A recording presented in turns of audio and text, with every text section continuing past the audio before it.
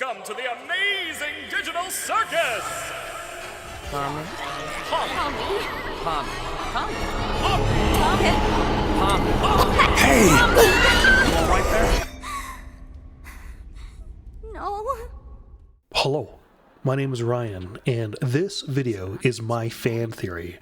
It's about the hidden horrors of the Amazing Digital Circus, or how it's a digital death trap. Why are we here again? What are we doing? I hope to God that I'm wrong about it, though. So I'm assuming that you've seen the Amazing Digital Circus. If you haven't, it's completely free and you can view it on both YouTube and Netflix. You've watched Pomni going from scared to be there, and rightfully so, to attempting to adjust to her new life as a toon jester. Now, I love this show. The under-the-surface horror, the funny banter, and some of the best animation sequences I've seen in a long time. Each time I come back to every episode, I find myself focusing in on the smaller things in the show, and I think I'm really starting to understand the horror involved in it. Now, I know Digital Circus is supposed to be a comedy more than a horror tale, but the scary elements are hard to ignore, and there is nothing more horrifying, to me at least, than how the show deals with time and space. I've noticed that the perception of all the players in the show is not so linear, and I think it could have something to do with how and why past players keep abstracting in the circus. In order to tackle this appropriately, I first want to briefly touch on abstraction in the Amazing Digital Circus. Now, a fellow YouTuber, Pebzap, came up with an excellent theory on abstraction in the Amazing Digital Circus, and as I was coming up with this idea too, but I have to give him kudos. His concept is very, very similar to mine here, but I will go on. Into the cellar you go! Abstraction essentially means death in the digital world, right? But not really. After all, something is left behind when a player abstracts. It's just something that does not resemble who they are anymore. So what is abstraction? No! Caine! Somebody help me! Please! You could say Kaufmo had separated from his own association, himself rather, including his attributes and qualities that make up the clown that is Kaufmo.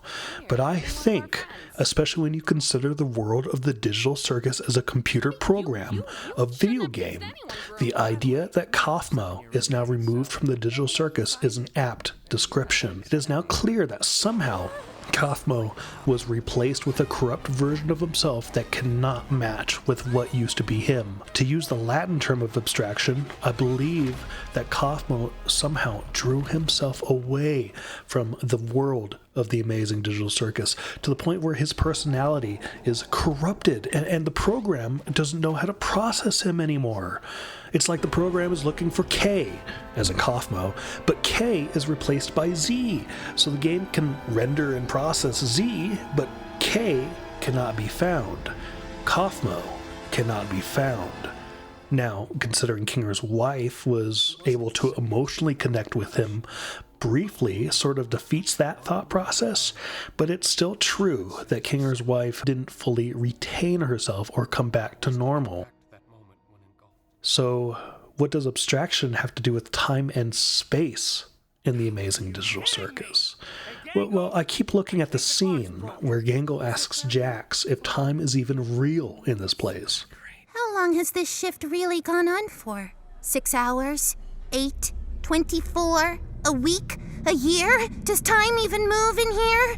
Will we ever go home? Will we ever achieve our dreams? Oh, wait. Yeah, that clock's broken. This scene in particular, by the way, is why I started this video essay. So what if time isn't necessarily constant in the Amazing Digital Circus? Well, I think that each player is at risk of abstracting because of it, and not only because of time, but space too. Clearly, according to Jax, people aren't pleasant to be around before they abstract. Like at all! But could this simply be a symptom of abstraction and not the true cause? Could the mental stress of processing time and space in the digital circus, something completely inhuman and unnatural to be a part of, be the cause of abstraction? Is consistently being flung out in space and manipulated in time cause insanity, and thus abstraction if it's not kept in check somehow? Well, now I find myself asking, what are the players exactly? Well, I know for a fact they aren't human. They pretend to breathe and eat, but they don't need to. Even if they feel the need, they don't even need to sleep. They could seemingly dream, at least referencing Pomni's digital hallucination at the start of episode 2, but I don't know if that's just Pomni hallucinating away from the digital circus, or if she was literally dreaming. I personally think that Pomni just had her eyes open and eventually became so preoccupied with the patterns on the ceiling, abstracted, if you will, that she digitally hallucinated. But I don't know. All I know is that while the players were clearly human in the past, they are no longer. I think the players are engrams. Not quite AI like Caine, or if they are similar to Caine, they are clearly different from typical NPCs. Players like Pomni, Jax, Gangle, Zooble, Kinger, and Ragatha have requisites. They spawned in the world without Caine's knowledge or permission. They all look unique, and they all cannot know their names. How do I take this headset off? I think Pomni and the other players in the digital circus simply had their minds copied, altered, and uploaded to the world of the digital circus. It's likely they went through some sort of character creation, possibly with a mannequin as a reference, and their original human selves probably left after a lackluster experience. Meanwhile, unknowingly dooming their copied engrams into a digital hell. No harm, no foul, right? Why didn't anybody tell me?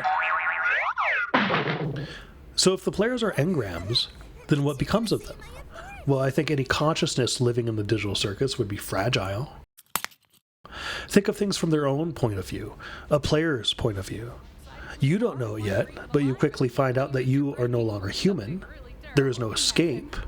You don't even know what you are exactly, just that things are always changing and things do not match your human reality anymore. Oh! Gangle, you startled me. On top of dealing with all that, I wonder what their subconscious makes of the digital circus. Human reality no longer exists. You have to process reality and physics in a completely different, alien way. It's that unnatural digital way that your brain might not be fully capable of adapting to in long sessions. Like how some virtual reality players in real life have to tackle symptoms of dizziness after merely loading into games like VR chat. Perhaps their sense of time is off. And how can it not be? Things are always pausing, lagging, and fast forwarding. There are literally time skips. Bubble can talk in reverse, for crying out loud. Why can't the players? And Caine is sending them from place to place, often without permission, acknowledgement, or warning. It's enough to have to deal with the fact that they can't come back from the digital circus, but dealing with time and space in the digital world for what feels like years? The time skips, the lag, the slowing and pausing and fast forwarding and the rewinding of time, all caused by Caine and glitches in the game. But surely the players also have these abilities, and I don't recommend that they should flex them, because I think prolonged exposure to manipulating time and space in the digital circus will lead you to abstract in it. You just need some more training.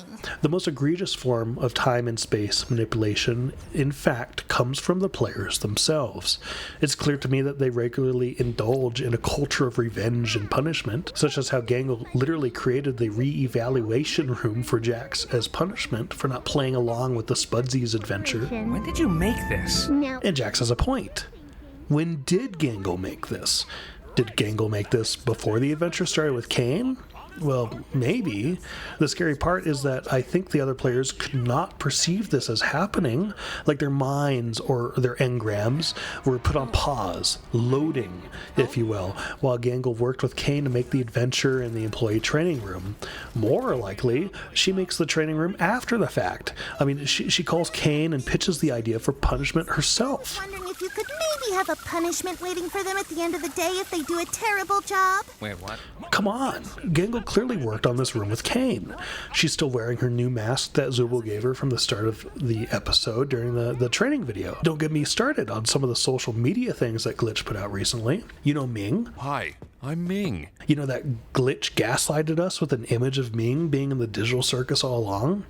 Zooble shouldn't have assumed that Ming was a recent creation. Ming was with us all along. So does this mean it's possible for Digital Circus to reset or replay itself? Meaning that the other characters have unknowingly gone through similar scenarios time and time again with no recollection? An infinite Digital Circus? I wonder what that means for past and present players. Like a Digital Circus redo or a remastered version. In episode 5, players are commenting on adventures before they occur. Oh my god, are these all gonna be Jax's ideas? Not only that, Jax somehow successfully keeps Pomni in the dark about her role as president in the adventure President Pomni. Come down here for a sec. Meanwhile, somehow everyone else has literal prompts guiding them.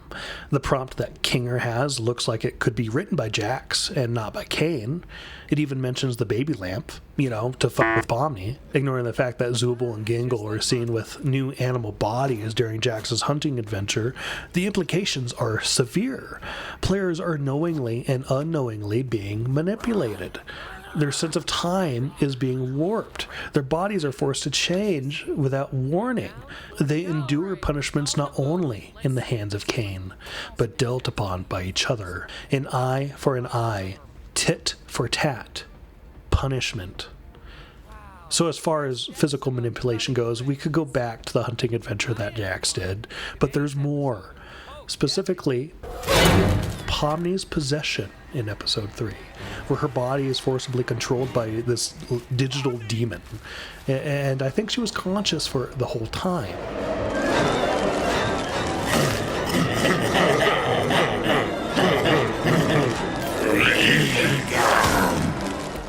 The fact that glitches occur, which could potentially send you out of bounds or under the map of the game. Even if glitches aren't present, the myriad of adventures players have been forced to fall, fly, fling, run, and endure any number of equally unnatural and inhuman phenomena. Constantly. Consistently. Without end. The most horrific scene, in my opinion? Ugh, forget it. Let's go to an intermission. Intermission time. Caine's intermission. Now, this animation sequence was so fucking cool. The animation, the setup, the graphics, the depictions of the characters, how Caine has the players forcibly holding hands like angel cutouts, and how Jax confronts his abstracted friend's door. Okay, wait. Are those abstractions watching him? Okay, this is looking more and more messed up the more you watch the sequence. Looking back, Kinger tries to prevent himself from being crushed, but is sent reeling against a chess piece, like Caine was annoyed that Kinger fought back against his fate or something. The photo shoot with Pomni, Jax, and Zooble has me asking questions. When did they do this? Was time paused to allow them to take photos just for this intermission? Did they willingly do this? I mean, the intermission scene goes hard, fast, and crazy, and it's certainly evidence that the world of the digital circus has vastly different laws as far as time is concerned. So, yeah, you get it. The time and space is manipulative in the digital circus. How can we expect the players to survive? Well, when I think about the best survivor in the circus, I honestly think of Kinger. Try not thinking about it. Or you could toughen up. Sure, he's often crazy, or he acts crazy, but I catch myself before I label him as a lost pawn. Perhaps Kinger understands something that the other players refuse to acknowledge. Kinger purposely neglects his environment and chooses instead to focus on the people within the game, especially when he finds himself dwelling in darkness. It's not the most cheerful memory, but it's one I at least have control over. Kinger himself says why he thinks better in the dark. Being surrounded by darkness always brings me back to a certain time, right after my wife had abstracted. The harsh, jagged edges smoothed out, and she didn't seem aggravated anymore. He said that he finds himself drawn back to the time when his wife abstracted, a time when he assuredly could focus better. And whenever Kinger is in darkness, his focus is on others. Well, how about we try not thinking about it? He's always trying to cheer up his friends and gives advice. So not only is Kinger wise, but I think Kinger is implementing a clever survival strategy here. He is choosing to focus on what's real to him, which are the people stuck in the circus. This thought process could keep him grounded. Meanwhile, when he's forced to endure Caine's adventures, especially disruptive ones, his sense of self-preservation seemingly goes out the window. The only time he seemingly gives a shit about the game is when he's looking out for the others around him. Even if he innately knows how to conjure things up in the digital world, similar to Caine, because the adventures don't really matter to him. They can't matter to him. I think that Kinger knows that if he dwelled on an adventure and had a bad day, that he could abstract. I think Kinger is aware that his grip on reality is already severely loosened with time, so he chooses to latch onto the people around him to survive. So I think that means that if the players go, like if they abstract, then Kinger will too. And it's hard for everyone to abstract at the same time. Prepare for takeoff, cause this boat is going up! Huh? That's not up. That's not up at all! Why are we going up? Up! But do you know what I really think about the characters' chances of survival? I think that none of the characters will survive.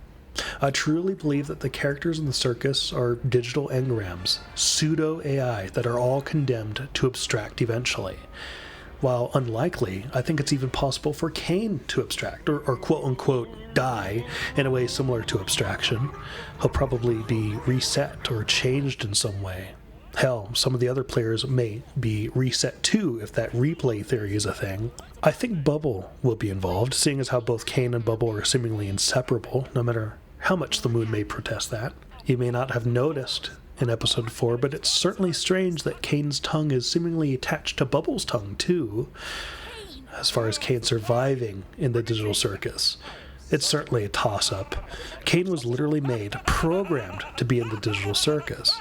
So I don't know if he will really abstract, but just like the short story, I Have No Mouth and I Must Scream by Harlan Ellison, Gooseworks' inspiration for the Amazing Digital Circus, the AI in that story has some similarities to Caine, particularly this scene at the very end of episode 6. Now, let's see how many of them voted for me.